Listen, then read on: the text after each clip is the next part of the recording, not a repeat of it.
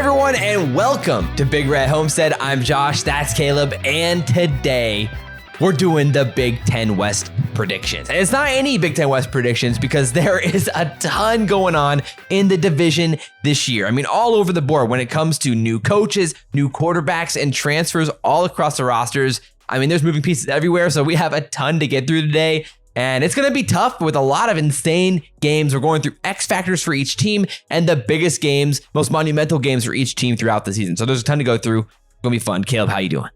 Man, this is kind of a bittersweet video. We have lasted so long as a channel that now the conference is realigning, and this is the last Big Ten West predictions video. The Big Ten West is dead as of next year. That is wild. And so it's frustrating knowing that this conference that nobody could really ever tackle, nobody could ever dominate.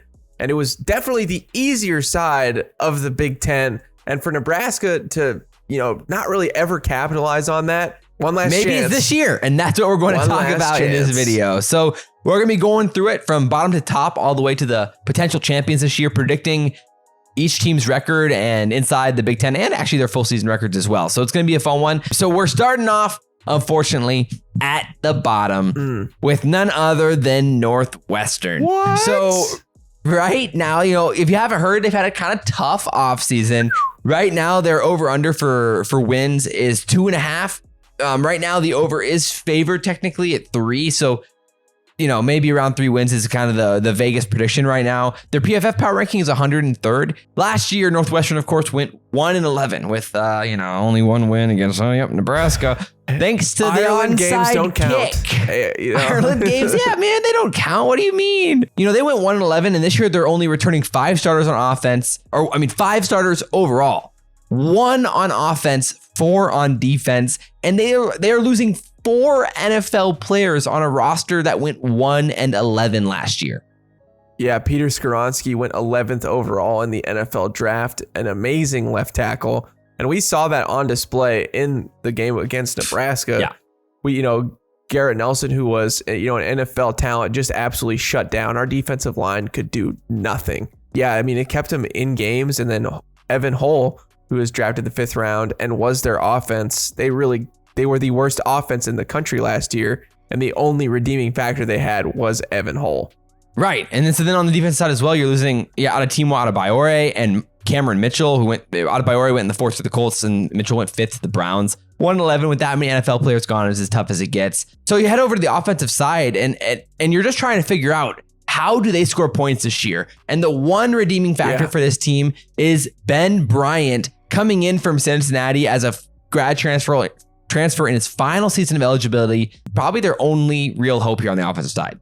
Yeah, Fickle, not only the only one transferring, from Cincinnati to the Big Ten. Ben Bryant is one as well. And again, a solid player. He actually went to Eastern Michigan for a year, earned the starting spot, had a great year, 82.7 PFF rating, came back to Cincinnati, had another good season, and now is with the Wildcats, which is, again, unexpected. It seems like a really random landing spot, considering he's like a really solid quarterback for how desperate of a situation they were in. But obviously, he wasn't expecting Pat Fitzgerald to be canned. So that's just as tough as it gets for him probably as well. So, yeah, the narratives for this offense are tough.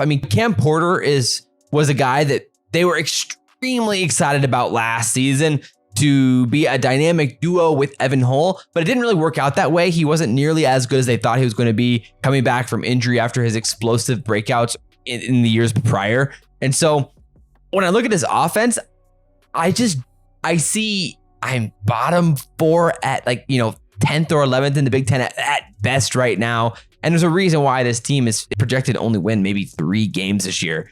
Because on the defensive side as well, you're looking at okay, where is the talent coming from here? There is just not that much. You have Coco Azema on the defense, who's returning from injury, and he looked like a solid player before that injury, but their defense just was not great last year to begin with, allowing 28.3 points per game, 45.5% success rate allowed, which was 107th. Yeah, the only thing that they did well was they stopped the big play, which was always a Pat Fitzgerald, staple. So that wasn't all too surprising that they were really solid in the country at that. Like on defense, especially, they're only projected to have one starter in the starting lineup with 10 sophomores and juniors. So this is a rebuilding year by the book definition. And so it's just hard to see. It's worse than rebuilding. I mean, it's like it's a rebranding. Right. Exactly. So when you look at like the most pivotal games for Northwestern, it probably comes early in the season, like with a Rutgers type of game or something like that, where you're trying to, I mean, literally first game of the year is at Rutgers. And this probably might be their best chance to win a conference game. This is their best chance at a conference win. Yeah, I agree with you. I think that they'll have enough juice, enough to play for. I do think that they can come out and get this win. I have them winning this game. Your only X factor there is Ben Bryant versus like Gavin Wimsatt as a potential advantage that Northwestern has. Who's probably the worst QB in the Big Ten. Yeah, I mean that's why we ranked him in our QB rankings video. And he's definitely going to be bottom 4 or 5 for sure. And so for me, when you look at that game, almost everything else favors Rutgers. So I would actually, and it's at Rutgers as well. So I would have Rutgers winning that game in a beginning of the season where Northwestern trying to figure out what the heck to do. I mean, it just seems hard to imagine Northwestern coming out in any sort of form that's decent early on in the year. I think maybe they could get more dangerous as the season goes along, as his offense finds a little bit more rhythm and they get more comfortable. But for now, I'm worried about the Northwestern team. So in all, I have Northwestern going 2-10 and 0-9 in the Big Ten, with their only wins coming against UTEP and Howard. So that's real tough. I have them just a little bit higher with 1-8, again, winning that Rutgers game. And being able to, beat Howard and beat UTEP, which you could also say are pivotal games because, even though probably Howard's a gimme, UTEP isn't with where Northwestern is at as a program. PFF was kind enough to round up and give them a 1% chance to win the conference. So, I mean, that was very kind. If they win the conference, what will you do? What won't I do if they win the conference? I'd say that would be an R-rated episode if Northwestern won the conference. All right, guys. So you don't want to see that. That would be dangerous. So up next, we got a team that also had to change it all up. I mean, similar to basically almost half the teams in this division, but Purdue is our next up here. And this was a tough one to project because they have some upside and you can see the narratives that could come into play here, but there's so many moving parts and that's why it gets tough. Right now, the over-under for them on the season from Vegas is about 5 or 5.5, depending on where you look. And PFF actually really likes them even more than like Vegas does, which has them power ranked at 46 in the country right now. And the big news here this offseason was that Jeff Brom is gone, their longtime successful head coach, gone to Louisville, taking the job there. And they brought in Illinois' defensive coordinator, Ryan Walters, who basically broke out in these last 2 years with Brett Bielema, making the unbelievable Illinois defense, which we'll talk about later. They also brought in Kevin Kane, who is Illinois' linebacker coach as well. So they're bringing in some of this Illinois defensive regime, trying to kindle some of that flame from last season for Illinois. So it's going to be a really interesting experiment to see who exactly was responsible for Illinois' unbelievable defensive success over these last 2 years. Purdue's really hoping it's Ryan Walters and Kevin Kane. Yeah, I think it's a really exciting hire internally.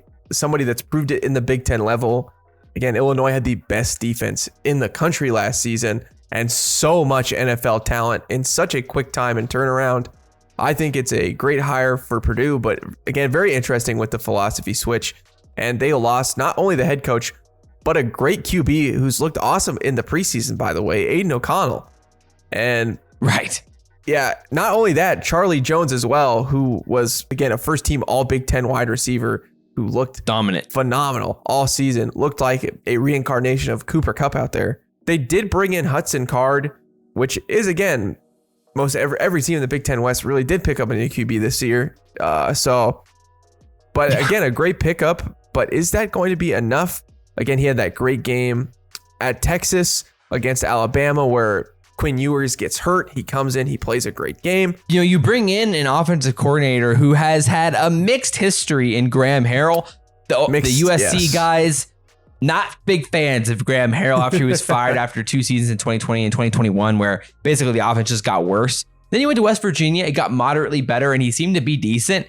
And so I'm interested because they do want to throw the ball downfield. This is a guy who wants to spread the field and be aggressive. So if I would assume as a defensive coach, Ryan Walters is going to let Graham Harrell do his thing. And so we could see Hudson Card really be allowed to control this offense and take the shots downfield if he wants to. And they have some weapons on this offensive side. I mean, again, Card, we liked what he had potentially. Yes. Purdue is hoping that this is going to be like a Joe Burrow situation where there's just so much quarterback talent at Texas that the only reason he's run out of town is because there's just literal goats at Texas right now. So the upside is there. And again, when he played, he was good. He had a nice deep ball. He was a confident thrower. He had a pretty calm feet in the pocket. I was pretty impressed with him overall in his start. So you pair that with wide receiver talent and TJ Sheffield and Mershawn Rice, who are both like legit good Big Ten wide receivers. I mean, Nebraska would love to have those guys on our team. And so for me, Purdue does have an upside narrative, especially on the offensive side. And you pair that with a good running game as well and a talented guy like Devin Mockabee. Last year, true freshman, 968 yards, 5 yards per carry. He broke out against Nebraska last year, and he can also catch 32 of 45. Yeah, 32 of 45 for 274 rushing yards. So, dude, he's good. Yeah, that's really good. 1,300 yards all purpose. That is very solid. Big Ten honorable mention as a freshman and a preferred walk-on. Insane. So they love what they have there. So, I don't think it's the same offense for sure, but they'll still be quality and they'll find ways to put the ball in the end zone. Right. So that's where the questions come on the defensive side then is, last year, they were actually pretty good at slowing down teams. They were 11th in the country last year in opponent's yards per play, which I think is a little bit surprising when you hear that, because last year you don't think of Purdue and like, great defense. But their problems were in the secondary, and that's where you had a lot of issues. So the question will be, can Ryan Walters bring that magic in year one to this Purdue secondary and take it to that next level? And to be fair, Illinois' defense did great things in year one. They beat a top 25 team. The thing is, this is a pretty empty cover. They lost 10 of their 14 lead tacklers. They've tried to pull some things together, as you can do in the transfer portal now. They brought experience, but they needed bodies. And so for me, the only upside argument comes from Ryan Walters in the secondary. Because, last year, though, Illinois was number one in turnovers forced. They were doing it all over the field. Obviously, pairing that with an incredible front seven and pass rush. But Purdue was absolutely cooked when it came to secondary play last year. And that's, we saw it. Nebraska. Yeah. My goodness, Trey Palmer. Holy moly. He did it in that game. And so, they're bringing in bodies to give them some hope here. And that's the question. What do you think? Do you think Ryan Walters can perform, can turn this thing around on the defensive side in one season, especially when it comes to the secondary? Or is this going to take a little bit more time? I think the transplant only goes as far as, if you have the organs to do it. And I just don't think they got enough in the transfer portal to transplant enough. I think that, Walters is a great surgeon, but at the end of the day, you got to have the organs. And I just don't think they got the guts to make a great team. While I do think they'll be competitive, I just don't see them being anywhere close to top of the pile like they were last year. I agree. If they would have had like some huge splashes in the transfer portal, I would have been like, okay, maybe we got something here. If they would have sniped all of Illinois' players, then yes, I would have 100% agreed. Yeah, exactly. Their best transfer probably was 4-year Penn State contributor Marquise Wilson, but he was only an on and off type of contributor for Penn State. He wasn't like a starter by any means. He played 280 snaps. And so overall, this defense could be decent, but I'm not banking on this thing being an all Big Ten type of defense. So when you look at their schedule, it's not ideal. You got Michigan on the schedule. You got some tough games there. You got Ohio State on the schedule. And not to mention their out of conference isn't easy. You have Virginia Tech and Syracuse. So they're going to be at least okay as well. So there's some toss-up games here early on in the year. And Fresno State, who's going to be decent this year. Yeah. So I'm looking at this Purdue team, and I'm looking at all of those things combined. And I actually ended up with them only having 4 wins this year, even though I think they're a better team than that. So I have them going 4 wins with 2-7 in the Big Ten, or their Big Ten wins only to Northwestern and Indiana. Yeah, I had them at 5 wins. I have them winning an extra non-conference game because I also have them at 2-7, and I have them beating Nebraska and beating Northwestern. I do think they'll be competitive in a lot of games this season. They're the team that could surprise this year, though, and I'm worried that I'm sleeping on them. But it's possible that this offense is just decent enough, and if Card is even okay, they literally could be a really good offense. All right, so with that said, next up is, if you watched our Nebraska season predictions video, then you might know who's up next. It is, in fact, Nebraska. There's I thought we were supposed to pick them at number 1. We're Nebraska fans. I know. We're obligated to choose them to win the Big Ten West every year. We're missing the assignment, Josh. We're failing. But obviously, we start off the year with a really, really spicy one in Minnesota, and that's probably right off the rip the decisive game. And so in that world, if you beat Minnesota, suddenly you're talking about 7 or 8, who knows, 9 wins on the table suddenly. But right now, the over-under is at 6 or 6.5, depending on what site you're looking at for season win totals.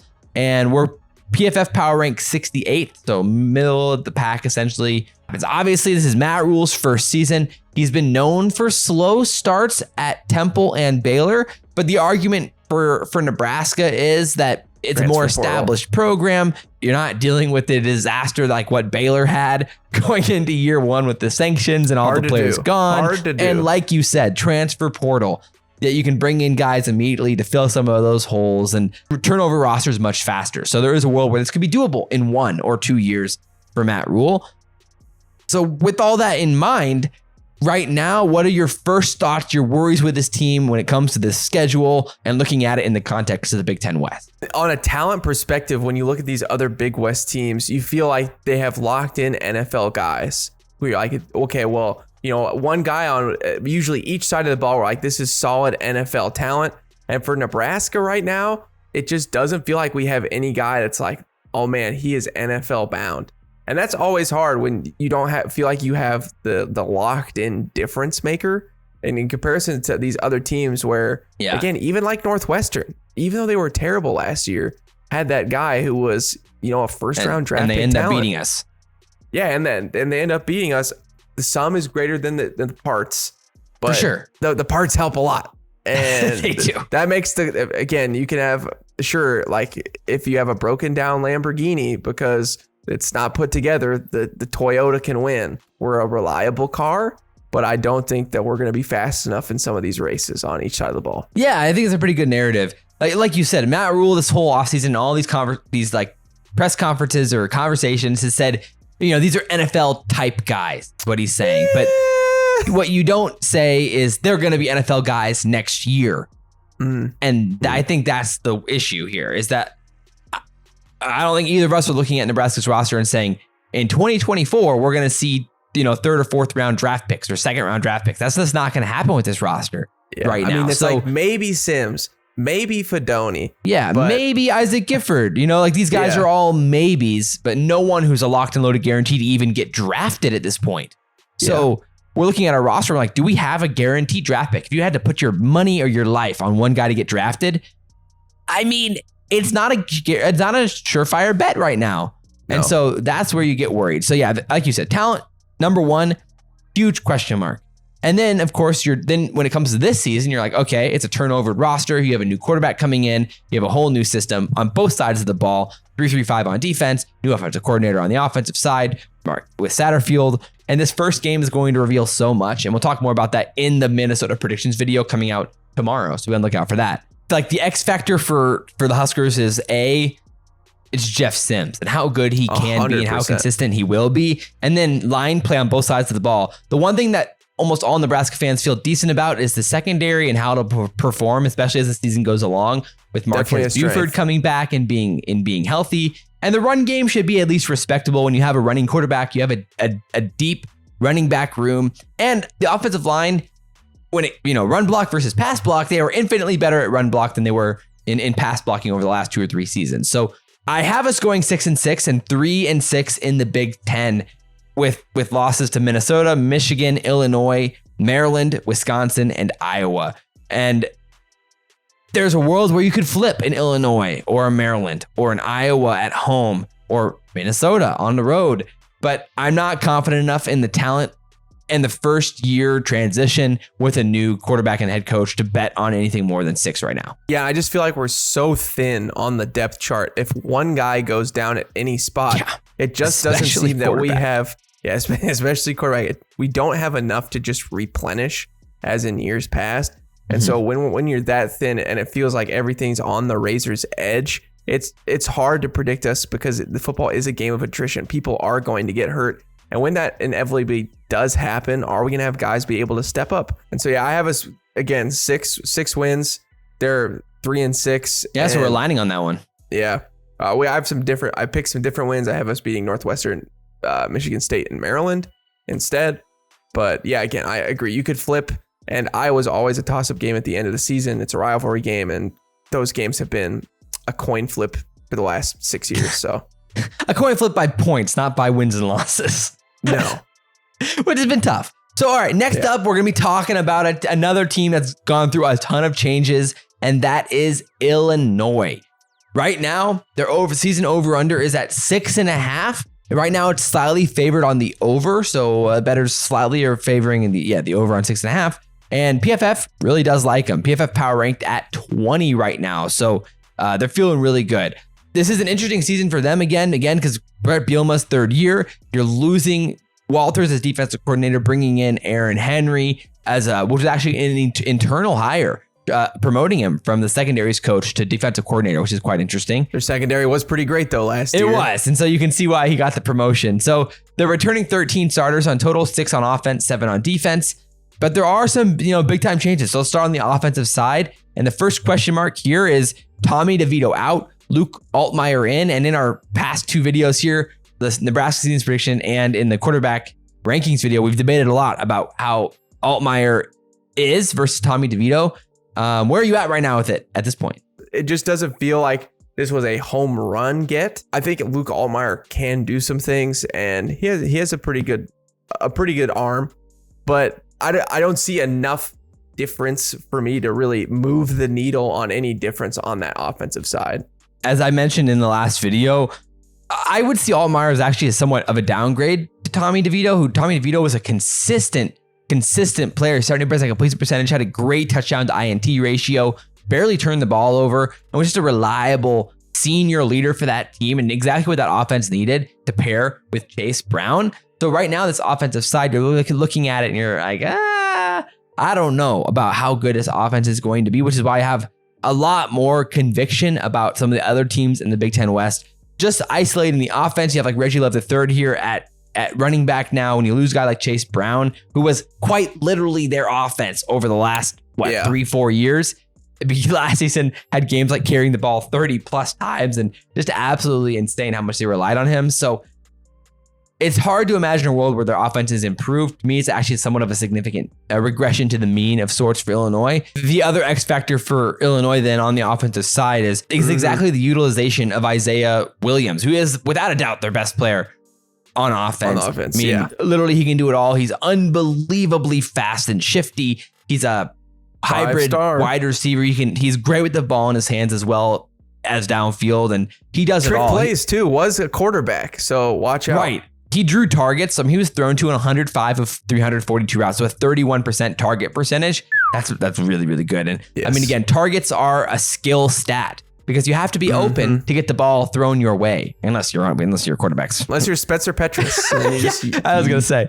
Then you just look for the tight end no matter where he is. Don't matter. Exactly. So you have potential all over the board there with Isaiah Williams, and his utilization is gonna be really interesting, going from like a Chase Brown led offense to this Isaiah-led team.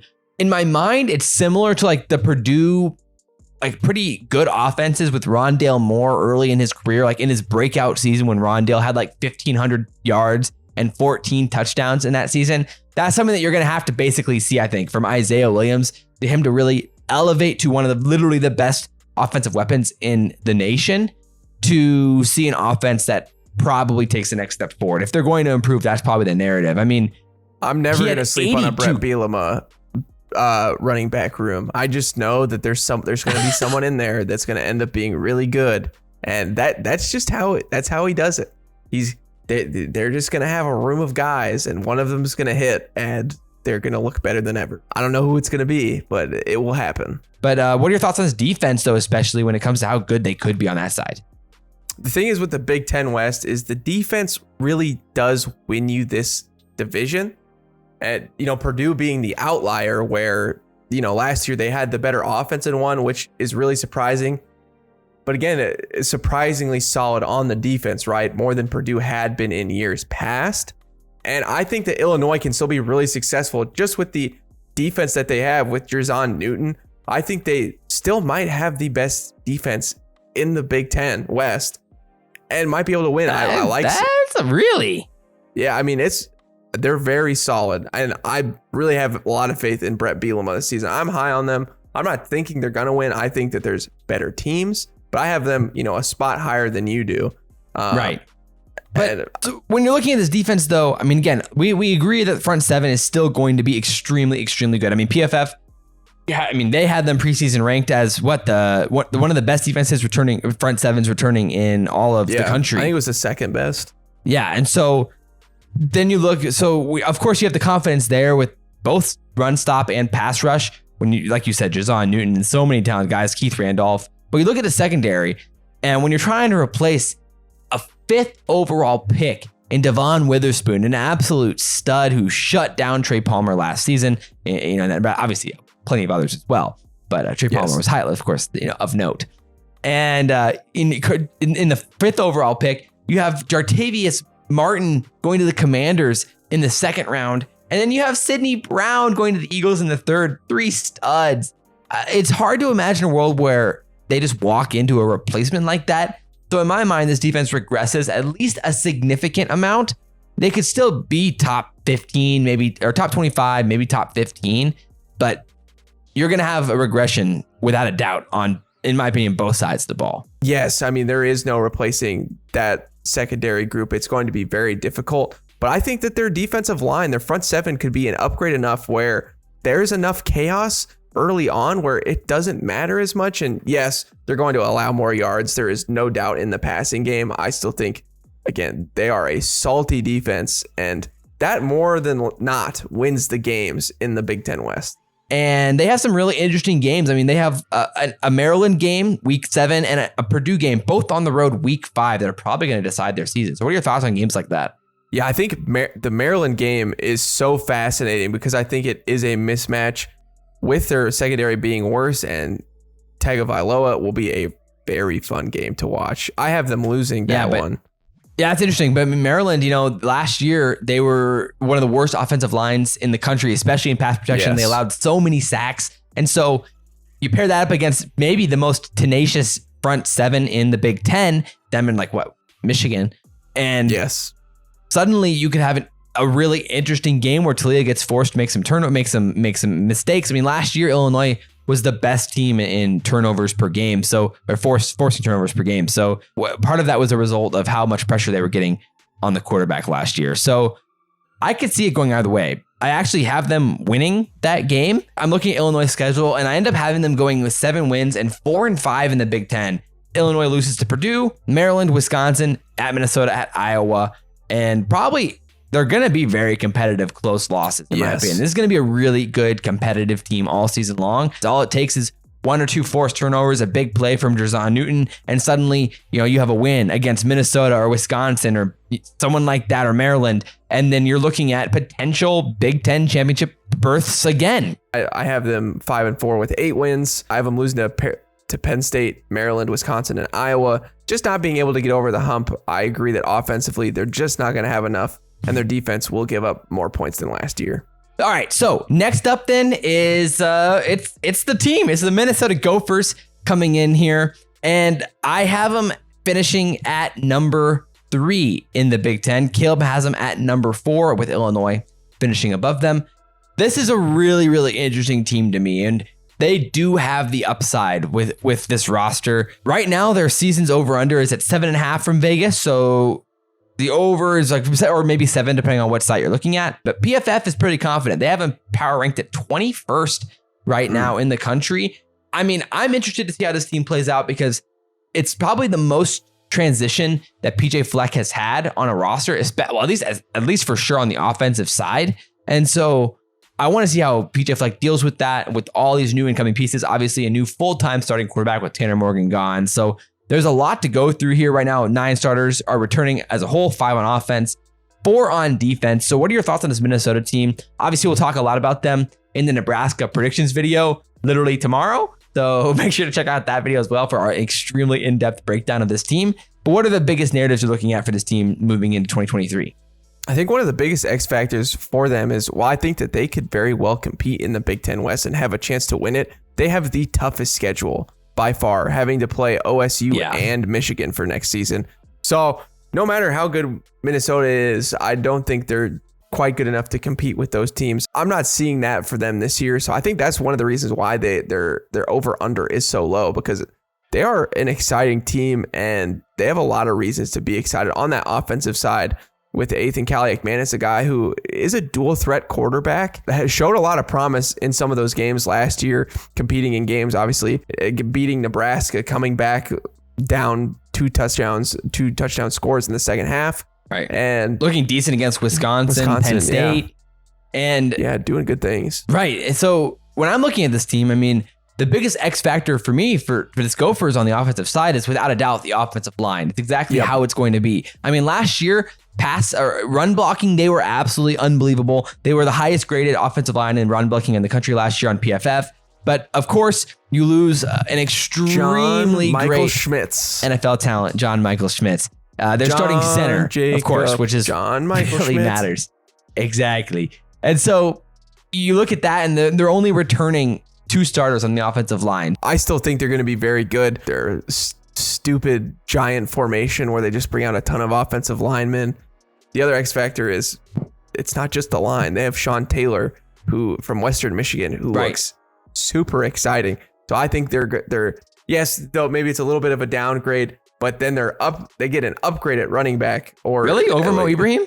Pre-injury Mo Ibrahim, that'd be tough to beat because he was so good. But then post, I don't think he's a guy that's going to be able to carry the ball as much as Mo Ibrahim. But I think he's way touchdown, smaller. Touchdown, like home run hitting for this next year, much more dangerous than Mo Ibrahim. Well, he's definitely got the perimeter speed. When you watch those highlights, you're like, wow. I mean, he has some bursts to the outside, and you're like, holy crap, that is like legit speed. So it is dangerous to see a guy like that, a speedster with that much upside and athletic ability on a Minnesota team where you know that the potential for an absolute beatdown athleticism is there. Hasn't been their MO, but it's starting to be. And like I said, on the offensive line, when you pair that with the rest of their team and how they run block, I just expect you're going to see a ton of 12 personnel this year. Obviously, you've got probably the best player on their entire team in Brevin Spann-Ford, an extremely athletic tight end. Dude just hurdles everybody. But not only that, he's an extremely good run blocker as well. And you pair that with their backup tight end, Nick Callerup, who is also an extremely highly graded blocker. So I just assume you're going to see 12 personnel all year long and running the ball, throwing out of 12 personnel, finding Brevin Spann-Ford up the middle for these 12, 13-yard gains, splitting them out wide in the slot, finding mismatches. That's how they're going to utilize this offense. And you're just going to see Kaliak-Manis make the easy throws to wide open Brevin Spann-Fords on these 7-yard in routes or little slants towards the first down marker. And it's pretty much what they're going to do. And then you're going to have some breakdown plays where Kaliak-Manis probably busts off a 30, 40-yard run. And then you're going to have Sean Tyler hitting the outside, busting off 30, 40-yard runs towards the sidelines. So I am a little bit worried about this offense, considering how good they could potentially be, as long as their offensive line bounces back. And in my opinion, people are overreacting to the losses on the offensive line. When haven't they found those replacements? And they've brought in enough bodies in the transfer portal where I think it's going to be fine. One of their backup offensive linemen last year, Nathan Bowe, was a really, really well graded when he played. And so he's going to be filling in now at center. And so I think they're not going to miss as many beats as what some think they will. So I'm pretty high on Minnesota, all things considered, going into the season, and feel pretty good about them. So with that said, I have them going 8 wins, 6-3 in the Big Ten, with a close loss on the road early in the year to UNC and then in the non-con. And then you've got the Michigan game, you've got at Iowa and at Ohio State. The schedule is just brutal. And in other seasons, this Minnesota team could be a dark horse for a Big Ten berth appearance. But this year, I think they're going to be just a little short. I have them at 7 wins, 4-5. But man, if it was 2 different teams, they could easily be 6-3, and we're having a totally different conversation, and they're right in the heart of the mix for the Big Ten West title. So with that said, we now have the top 2, and we do have the same top 2, unfortunately, which things you hate to see. Nothing's worse than when we agree. I mean, that's just always the worst. Disgusting. It's disgusting. So at number 2 in the Big Ten West, we have Iowa coming in here right now. The over-under is at 8.5 for them on the season, which is respectable. And PFF has them power ranked 27th. You got the best offensive coordinator in the country in Brian Ferentz, still running this offense. Give that man a raise. and a bigger office and the head coaching job. Yes, now we're talking. 12 starters returning, 7 on offense, 5 on defense. And the big addition really here is Cade McNamara coming on the offensive side. But they're trying to figure out how they're going to replace Sam Laporta and the efficiency and production that he brought to this offense right now. And honestly, they have 2 pretty good options with the Michigan transfer, Eric All, who came with Cade McNamara, and Luke Lockley. That's 2 really solid Big Ten tight ends, and Cade McNamara is going to have some options. And the thing is they're also good on the run. And in the same vein, you've got Nico Reganey there, and so they have some decent weapons here on the offensive side. Caleb Johnson seems to be like a respectable Big Ten running back, nothing flashy or impressive. Biggest X factor here is the offensive line. Last season, they were horrible and probably the worst offensive line Iowa's had in years and years and that years. I can remember. Right. And so the big thing for them, though, is they're returning all 5 starters. It's hard for me to look at Iowa and say, all right, a team that's returning all 5 starters isn't going to improve on the offensive line or the offensively at all. So overall, I'm feeling pretty good about a step forward here on the offensive side. So the defensive side for me is where you really have the question. They still bring back first team All Big Ten Cooper DeJean. They also have Xavier and Wankpa, who was super good as a sophomore. So I think that they're going to be a very salty defense yet again. Jamari Harris returns, and they look really good as a secondary. PFF ranks them as the 5th best secondary going into the season. And I agree just with the guys that they have on that team. And that makes it hard, again, when they keep everything in front of them, even though that they don't have an offense, again, which they do have a better one this year. And I think their defense will still hover around the same spot. I mean, I would say it's a pretty bold take to say they're going to hover around the same spot. I mean, considering you lost one of the best pass rushers in the country in Lucas Van Ness, one of the best middle linebackers in the country in Jack Campbell. I mean, first round talent there. And then you lose Riley Moss as well and Kayvon Merriweather in the secondary. So for me, you lose 4 elite NFL players. And yeah, you're bringing back Cooper DeJean and you have experience in the secondary. And you're banking on, like you said, Xavier and Wankpa really leveling up and being that next guy. But last year, he only had 90 snaps as the true freshman. And it feels like the Iowa fans are banking on him being this great player. But it's like, okay, yes, he could be good, but is he going to be enough to replace the legit first, second round NFL talent that you had there on the defensive side? So again, I look at this Iowa team and I say, yeah, they're going to be good. They're going to be solid. Was Riley Moss that good though? Trey Palmer cooked him the whole day. So right. Just, hey, remember that Iowa? Remember when you were going to go to the Big Ten championship? And you saw what happened. Jack Campbell got hurt last year in that game against us, and then we beat him. So you take Jack Campbell out and suddenly we're beating him. And so for me, it's like, yeah, they had the number 1 defense in the country last year in yards per play. But Spencer Petras was quite the down. Yards per pass attempt. Number 12 in takeaways per game. So that's what I'm saying. I think the defense is going to take a moderate step back. Maybe you go from a top 5 defense to a 10th or 15th type defense this year. I mean, the pivotal games here, of course, are Minnesota and Wisconsin for them. You're looking at this roster and you're like, okay, they have a chance for a Big Ten championship or a Big Ten championship berth here, but can they win a game at Wisconsin to decide probably who's going to win this division?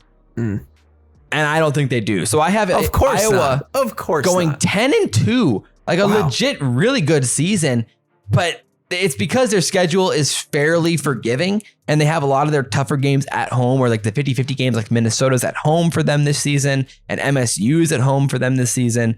And Iowa State is in absolute turmoil right now without a starting quarterback. And so right now, Iowa is looking like by de facto, like they're going to have a pretty good year. I mean, obviously the Nebraska game could be a toss-up depending on how good we end up being by the end of the year. But I have them winning that game as well. And Iowa just barely missing out on the Big Ten championship.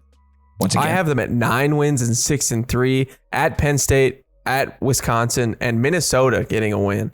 So our final team here is, of course, Wisconsin, and both of us feel pretty dang good about this Wisconsin team and what they potentially could offer this season. I mean, there is a ton of potential here with Luke Fickell coming in as head coach. Right now, Vegas has them at a season over-under at 8.5 wins, which is, optimistic. for them. And right now the over is favored -144. So that's a pretty significant favor, actually around 9 then. And PFF has some power ranked 38th, actually. They're a little bit lower on Wisconsin than some other platforms. That's the question. Luke Fickell hired. They bring in Phil Longo as offensive coordinator. They bring in Mike Tressel from Cincinnati as defensive coordinator. What are your thoughts on this team right now? Yeah, their offense looks really scary. I think Tanner Mordecai is the real deal. And that's where you have to start as the X factor. And that's how much do you believe in him? Do you buy into him being a great quarterback for them? Because if he is as good as advertised, and if he can translate into the Big Ten, which we see him perform well in big tough games like TCU, where he played well, if he can do this consistently in the Big Ten this season with Braylon Allen, I mean, this is a talented Wisconsin team. Yeah, exactly. And they have home run potential all over the field. We saw what SMU was doing there. You have Mordecai and you had extremely great NFL wide receiver talent and like Rashee Rice on that team. So, I mean, maybe Kamira DK isn't Rashee Rice, but he's still an extremely good Big Ten wide receiver. And they brought in some more talent as well there that should help in the passing game, like the USC transfer CJ Williams. I'm just really interested to see exactly how this offense and Mordecai fit into Phil Longo's system. Their offensive line should be back to being very good again. They seem to be bringing in a bunch of different guys, and they brought in some guys from Cincinnati to bolster this offensive line. So, man. Yeah, they brought all AAC right guard Joe Huber in from Cincinnati, and their offensive line was already solid last year, and they brought in a couple pieces as well. And they're returning 4 starters. Yeah. So, that's scary. And then you also bring in the starting center from Cincinnati with Fickell as well. So not only are you're bolstering with an all AAC right guard who was extremely good last year, then you bring in the starting center. Like, this team is primed for success. Malusi's back off from injury, who looked really good before. Yeah, so you can go see our full-blown breakdown on Tanner Mordecai in our video of ranking all Big Ten quarterbacks, which is a really fun one.